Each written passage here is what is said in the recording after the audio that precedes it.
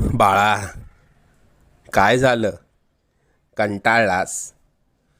रोज त्याच त्याच गोष्टींना पुरता कंटाळून गेलायस तू. अजून किती दिवस सोसावं लागणार हाच विचार तुझ्या डोक्यात असतो ना. तू खूप प्रयत्न करतोय, पण हवं तसं यश मिळत नाहीये, बरोबर ना? आम्ही सर्व जाणतो. लवकरच तुझ्या रडक्या भाग्यात सुखाचे सोन्यासारखे दिवस येतील. आम्ही सदैव तुझ्या आणि कुटुंबाच्या पाठीशी उभे आहोत.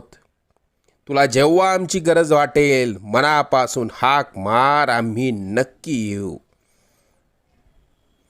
लवकरच तुझ्या मनात असलेली इच्छा पूर्ण होऊन अक्कलकोटला येणं होईल. येशील ना पेढे घेऊन?